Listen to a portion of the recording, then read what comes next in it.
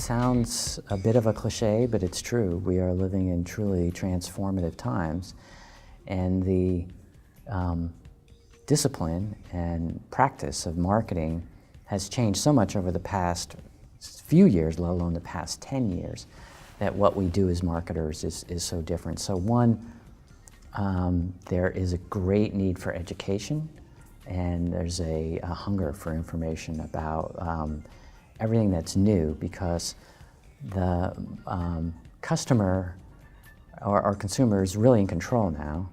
Digital and data is the great wave of creative destruction in all business, and particularly in the marketing field. And so incorporating data that is in a sense overwhelming. We have too much data. So how do we turn data into insights that becomes meaningful and actionable? That's still a journey, and is not a place where traditional CMOs came from, but I think is the place where CMOs will live in the future, and they will become skilled in data. And then I think the third thing is integrating the customer experience and breaking down silos.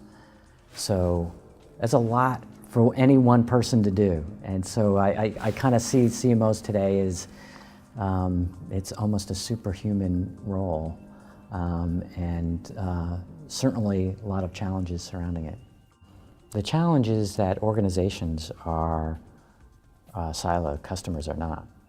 And they have expectations that you have knowledge of them across channels. If I show up in your store and I explore your products on my mobile, they expect that you know me, that I purchased in your online store, but now I'm in your physical store. And I think this is, it's easy to talk about, and that it's something that marketers need, is the sort of holistic customer view, but it's no small challenge to get there. Oftentimes there are data sets that don't live inside marketing.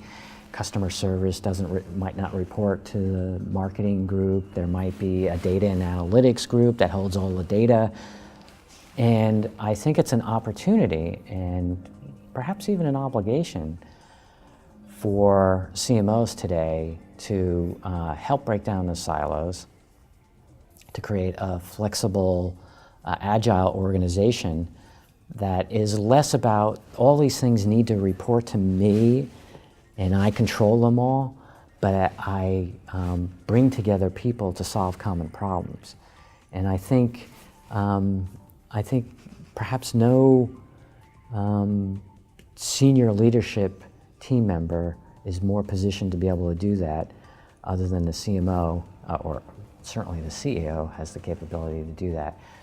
But today, in a highly regulated environment, CEOs spend all their time managing the board, the investors, regulation. Regulation is the number one issue on the minds of CEOs. It's not customers. That's a pretty, that might be a sad state of affairs. So that's the role of CMO. Organizations grew up around these highly siloed functions, but if the CMO doesn't own customer experience, then what do they own? They own, if they don't, they own a